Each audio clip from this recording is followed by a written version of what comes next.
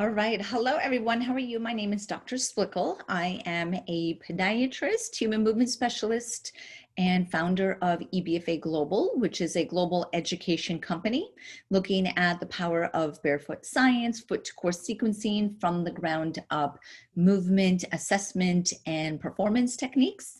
I'm also the founder of Naboso Technology, which is a proprioceptive mat and insole company. And I'm the author of several books, including my book, Barefoot Strong, which you can find on Amazon and Barnes & Noble and other platforms. Okay, so what we're going to be discussing over the next 30 minutes is how we generate power from the ground up and why this is so important to understand when we're looking at our client programming.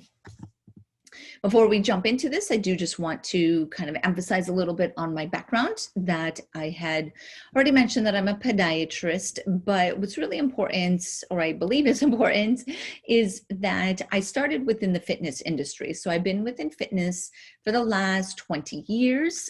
And I take a deep appreciation for fitness, corrective exercise, functional movement assessments with my patients, and like to speak to the language that you are all thinking of when it comes to your clients and their programming. I look at my patients from a very similar perspective, so that can oftentimes help you kind of understand that I'm looking at the same perspective as you. Now, some key concepts as we go into this topic of from the ground up power is, if you think of the most powerful muscle in our body, I hope that all of you are saying, yes, it's the glutes, right? That is the powerhouse of our body. It is where we are generating a lot of power from some very strong muscles, namely the glutes. Now, what I want you to think about when we are starting to frame the way that we're going to go through this course is going to be around the fact that your glutes are not just a strong hip extender, which means that they do not act just in the sagittal plane, thinking of a squat and its straight hip extension. Yes, that is one of their functions. It's a very strong function of it. But what actually makes our glutes powerful is that they have a very strong rotational force as well.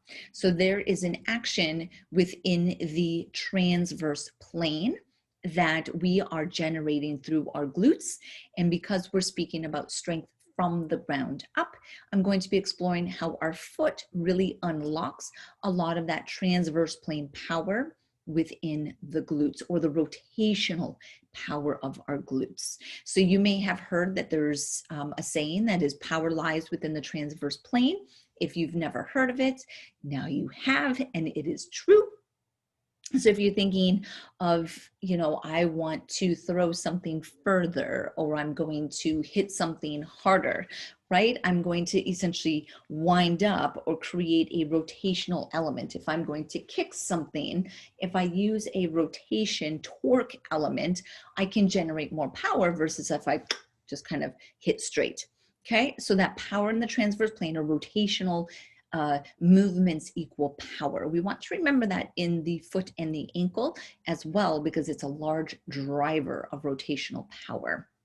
Now, another key concept is that your glutes are only as strong as your core is stable, which means when you look at programming for your clients and you're thinking, I want the most effective glute strengthening program that's out there, really what you should be saying is that I am optimizing glute strength by building a foundation of core stability. So all of your glute programs should really start with strong foundations in core stabilization, core awareness, deep core, meaning pelvic floor TVA versus rectus abdominis.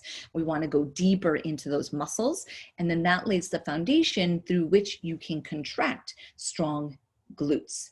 And then our final key concept is that your glutes are only as strong as your core is stable. And this is a timing perspective. So the rate of stability of your core dictates the core or so it dictates the glute strength.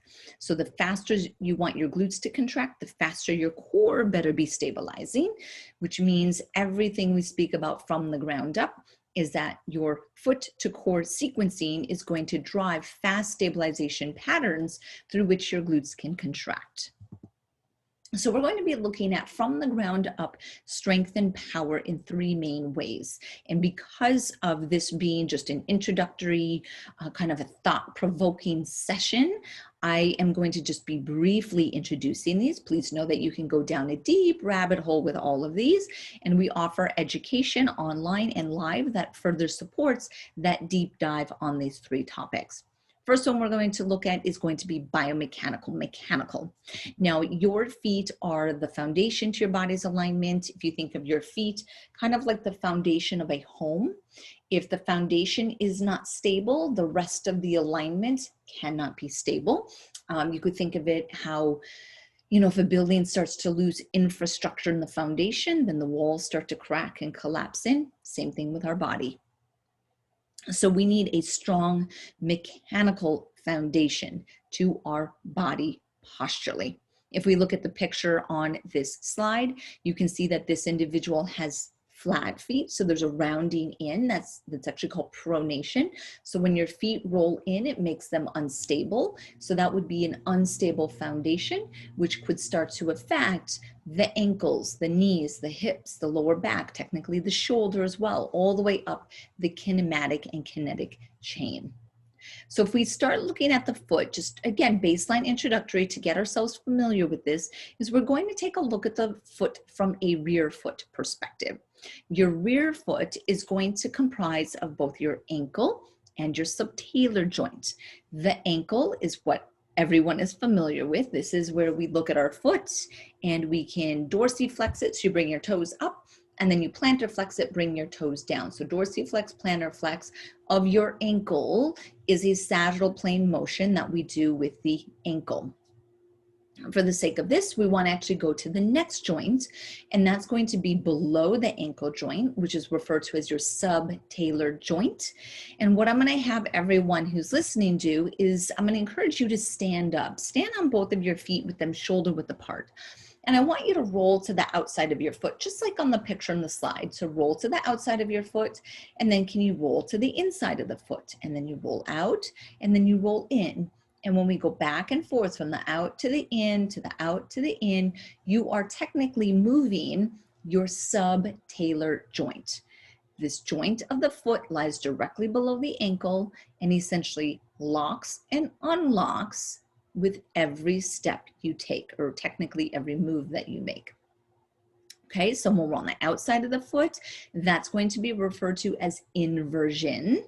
And then when we go to the inside of our foot, that's going to be called or referred to as eversion. So we go from inversion to eversion, or if you look at the slides, we're on inversion, eversion, inversion, eversion. We go back and forth between these two movements, and that is how we dynamically control our foot to absorb impact forces, to adapt to the terrain, to go back and forth between a rigid lever or a rigid position of the foot, and then a mobile adapter. So stable, unstable. We keep going back and forth. Okay. Now, a lot of our rotational power from the ground up comes from the subtalar joint. So we want to understand this joint and how our foot moves from inversion and eversion.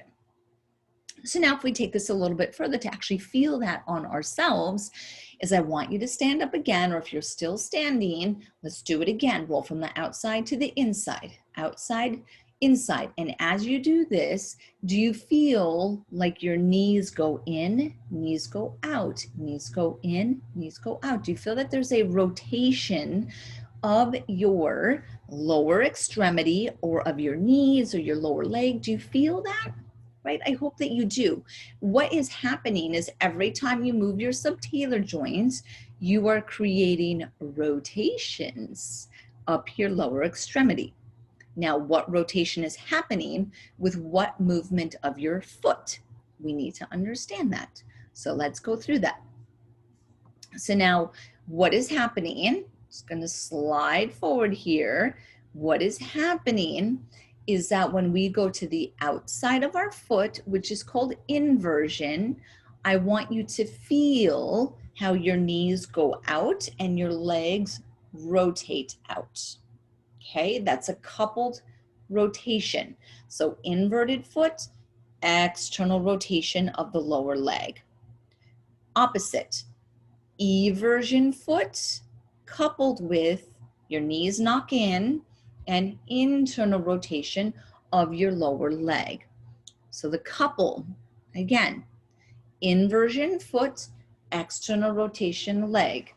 Eversion foot, internal rotation leg. Now to understand this is you want to not just memorize it, but actually understand what is happening during each of these movements. So I'm going to go back a slide for a moment. And here, I want you to understand that whenever your foot is in an inverted position like the left, that inversion is going to equal a stable position of your foot, a locked position. It's a position of power. It's a position of stability, rigidity, acceleration, and unloading energy. And then the opposite is that when you evert your foot, just like the picture on the right, is you are starting to destabilize your foot. It's hypermobile, or it's a mobile adapter position. It's unlocked, or you are decelerating and loading energy. So remember those adjectives. The exact same thing happens when we start to put in the rotation of the lower leg. And then ultimately, this is going to influence the power of your hips.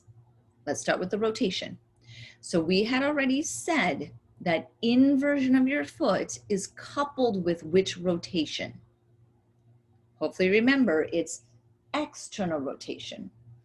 External rotation, just as a movement of your lower extremity in your mind, should mean stable, locked, unloading energy, power, acceleration. That's what external rotation means. And then let's go to the other side. Internal rotation is how we load energy. When we go down into a squat, we internally rotate, right? That's how you decelerate and you absorb energy or potential energy in the body. So internal rotation is going to equal unstable, unlocked, deceleration, loading energy. Okay, so if we think of how do these from the ground up movements of the subtalar joint influence the lower extremity and then ultimately influence glute strength, glute activation. Well, we know that our glutes in the transverse plane are rotators, external rotators, okay?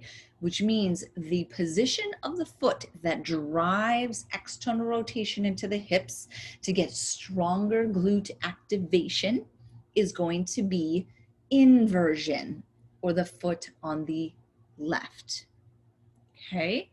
So when you're looking at how you can generate power in your clients from the ground up, you want to be telling yourself and creating programming around anything that inverts the foot, makes the foot start to drive external rotation up into the hip, equals stronger glutes. Okay? Write it down. If you're still absorbing this for the first time, you want to think exercises that equal subtalar joint inversion outside of the foot, just like the picture on the left, equals external rotation power, equals strong glutes. That is literally the premise here of what we're trying to do. And then that is going to apply to how we are going to cue something with the squats. I want from the ground up power. Do you see how his foot is in an inverted position? He has a nice high arch. Here he's dropping in. This is actually both everted feet. So this gentleman who's trying to squat with an everted foot like the picture on the right is not going to be able to generate maximum glute strength. On the picture on the left, he has external rotation of his tibia. He has inversion of his foot. His arch is lifted.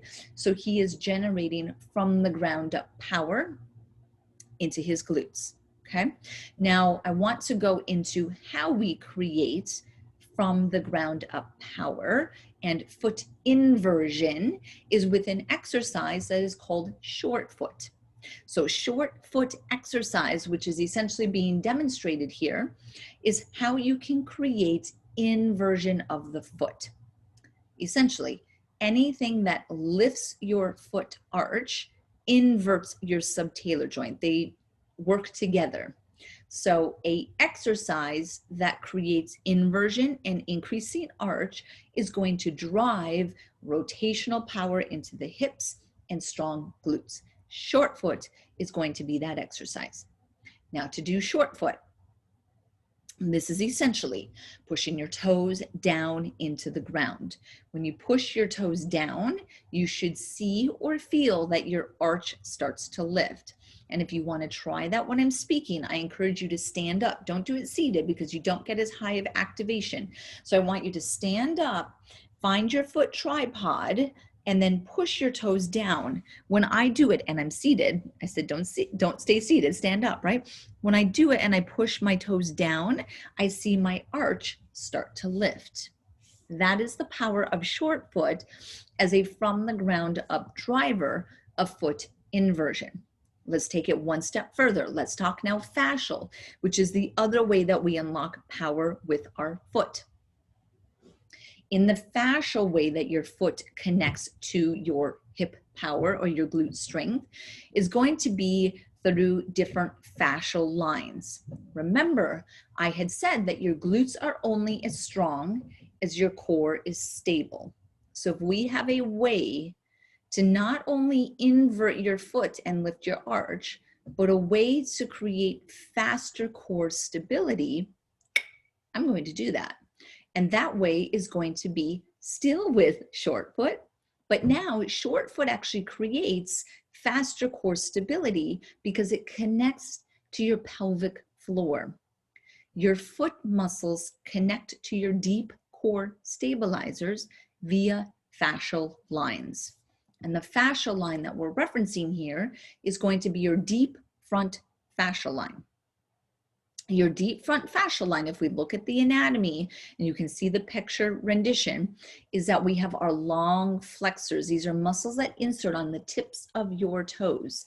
Anything that inserts on the tips of the toes is going to have an action of pushing your toes down into the ground, right? Pull the toes down is essentially what it's doing, okay? And then that connects into a muscle called your posterior tibialis, which runs into your inner thigh of your adductors, which runs into your pelvic floor through your diaphragm and then your psoas and your QL. Okay, so you are getting deep core stabilizers to engage every time you engage your foot via pushing or pulling your toes down into the ground, which is short foot, okay? Now, a key thing when it comes to activating fascial lines, if you're new to fascial lines, I encourage you to check out Anatomy Trains by Thomas Myers. It gives you the language of all of these different fascial lines. Now, fascial lines in the body are an effective way to train because fascial lines make connections fast.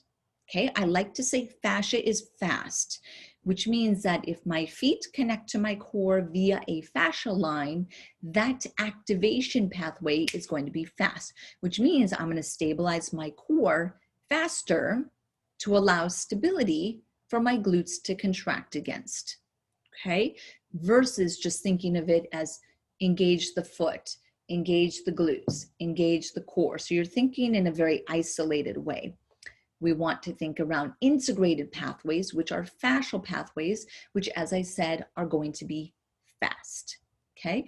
Again, the exercise that we do to activate the deep front line is going to be short foot. And towards the end of this, I will take you through step by step how to engage short foot. Okay, so our exercise to engage foot to core stability for from the ground up power is going to be short foot. Okay, short foot 1 drives inversion and an increase in your arch. Check. Step 2, short foot creates foot to core fascial sequencing for stability. 2. third one that we're going to go into is the sensory side of the foot. Short foot will tie into this as well. But the importance of integrating foot sensory stimulation for faster glute strength. So let's take a look at that. Now, the skin in the bottom of the feet is very important, very powerful from a stabilization perspective. Essentially, the more sensory input you bring in through your feet, the faster you are able to stabilize, because when you stimulate the skin in the feet, the deep muscles of the foot contract. Let me say that again. Sensory stimulation of the nerves of the feet leads to an intrinsic muscle contraction of the foot. The stronger the deep muscles of your foot, which are called intrinsics, the stronger the foot, the more stable the arch, the more you get a contraction of your deep core intrinsics, which is your pelvic floor. So strong feet equals strong core. You get strong feet by bringing in sensory stimulation, because sensory stimulation leads to muscle contractions. Okay? The nerves in the bottom of the feet are sensitive to different stimulation. Stimulation that is called mechanoception. It's a little bit different than proprioception. Mechanoception is a mechanical deformation. So there's specific things that stimulate your feet. There's going to be 4 main nerves in the bottom of the feet, 4 main mechanoceptors, and then 4 main stimuli that those nerves are sensitive to. The first one, which is called the SA1 Merkel disc, is sensitive to 2-point discrimination. So if you are familiar with Naboso, which is the product line that I created, Naboso is essentially 2-point discrimination. 2-point discrimination is like Braille, in that when there's 2 points that are so far apart from each other, your brain differentiates that as a pattern that then stimulates the brain.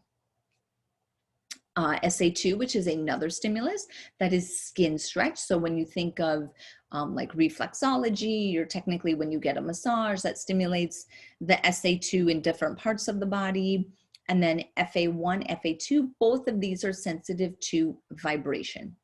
So your foot is really sensitive to pressure, is going to be one of them. 2-point discrimination, Naboso, skin stretch, low frequency vibration, high frequency vibration. So all of this different stimulation coming through the skin in the bottom of the feet leads to small muscle contractions, creates a strong foot, which creates a strong core.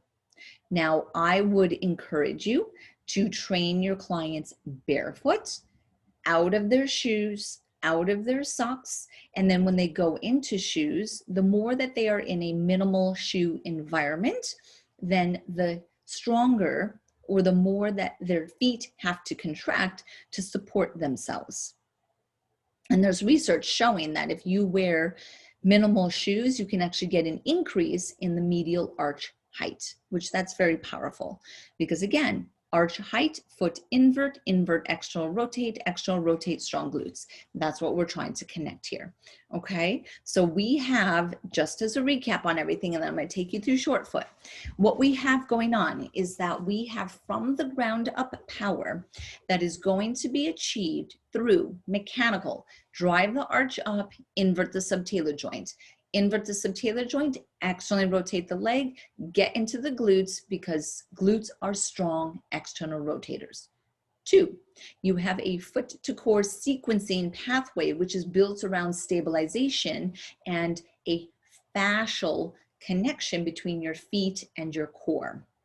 Your intrinsics of your feet essentially mirror the intrinsics of your core, where you could think of the core of your foot is the intrinsics, the core of your body is your pelvic floor and your transverse abdominals.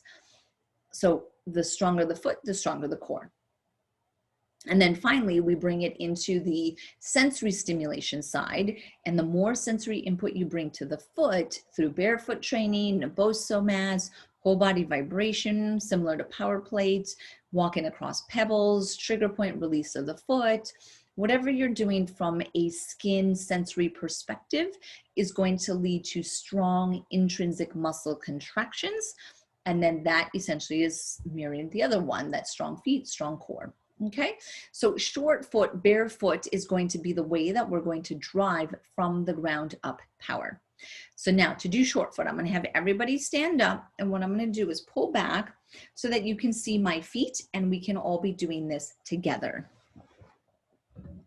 Great, so I'm just moving this for a moment, and then I'm going to slide this down so you can see my feet.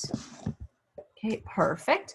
And now what I want you to do is I'm going to have you bring your right foot forward and your left foot back. So you're in a split stance position.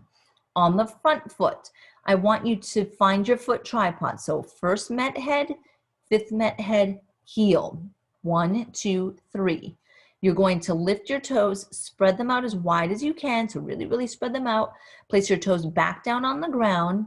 And then to do short foot, you're going to push the tips of your toes down into the ground. Just push the tips of the toes like your toenails go down, and then release. Again, push the tips of your toes down into the ground, and then release. Now, if you look at my foot from the side, I want you to appreciate that every time I push my toes down, which is short foot, do you see that action that's happening to my foot? My arch is lifting. I'm coming off of the first metatarsal head. Okay, every time I do that, mechanically, there is an inversion happening in my foot, an external rotation up my leg, and stability all the way up to my glutes. I want you to switch sides now. So bring the other leg forward, the opposite leg goes back, same pattern. Foot tripod, spread your toes as wide as you can, and then push the tips of your toes down into the ground, and then release. Push the tips of the toes down into the ground, and then release. Okay, so keep doing that and release. Great. So now if you're taking notes, I want you to take a note for a second on what I'm going to say. So here's some key things that I want you to remember when it comes to short foot. Take your note, get your notepad out. Okay. First thing is that when you're doing this, I'd like to do one foot at a time. So right foot first, then the left foot. So you're teaching one foot at a time so they can start to establish mind-muscle connection. 2 is that you're going to, you spread the toes, keep them long, and you want to contract around a 20% max contraction so that there's no pulling in or buckling of the toes. So sit around 20%. So you're strong but relaxed, not a maximum contraction, just a connection, right? Connect to the engagement. So I like to sit around 20%.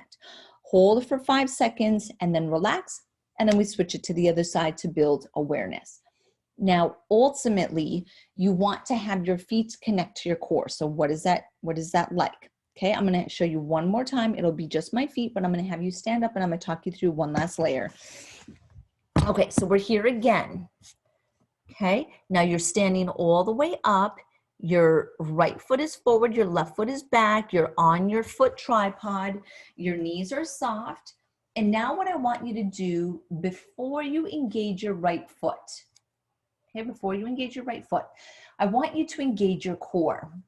So engage your transverse abdominals, your pelvic floor if you know how to do that. Put tension in your core, hold it, and now push your right toes down into the ground.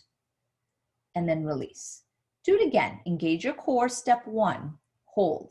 Push your toes down into the ground, step 2, hold both. Do you feel a connection between your core and your feet when you engage both at the same time? And then release. Do one more. Engage the core, engage your right foot, hold, keep holding. Do you feel the connection? And then good, release. Perfect. Try the same thing on the other side. So same setup, split stance, knees are soft, find the foot tripod, perfect, good. Now engage your core, hold, push your toes down into the ground, and then release. Engage your core, push your toes down, and then release. Do one more. Engage the core, push your toes down, hold, keep holding, and then good, release. Beautiful, excellent, great. So the way that you want to start to play with this is that one first step is that you're building foot awareness. Step two is that you're trying to sequence your feet with your core. So every time you engage your core, you'll follow that with pushing your toes down, and then you release. Engage the core, toes go down, release. Now, last layer, how do you tie this into a squat? The way that you would tie this into a squat is that when you are, say you're doing a squat, you can totally stand up and do this as I'm saying it. Your feet are however distance that you want, nice and controlled. Feel the ground, try to be barefoot, foot tripod, but don't do short foot yet. Go down into the bottom of your squat, engage your core, push your toes down, exhale, stand up out of your squat. Whew, do it again. Feel the ground. Inhale, go down on the bottom of the squat, engage your core, push your toes down, feel the connection, exhale, stand up out of the squat, and then release. So find that pattern that every time you're coming out of that squat, that you are building from the ground up. If you were doing a kettlebell swing, you would do the same thing. If you were doing a bicep curl, if you're doing a step up, if you're doing lunges, I don't care what you're doing. Anytime you are doing the positive phase of the squat or the exercise, you are going to coordinate that with an exhalation, of course, but then also with a core engagement and a toes down. That's going to start to create that from the ground up power, which is so important to optimizing your glutes and your glute strength. Excellent, great. So again, as we start to explore this, this was a very introductory topic in the area of from the ground up. We were exploring it from a mechanical perspective, a fascial perspective, and then a sensory perspective. If you want to learn more about this, I encourage you to go to ebfaglobal.com to follow EBFA on all the different social platforms, or you may follow myself, Dr. Emily Splichal, on the different social platforms, and I share education. We do free webinars all the time.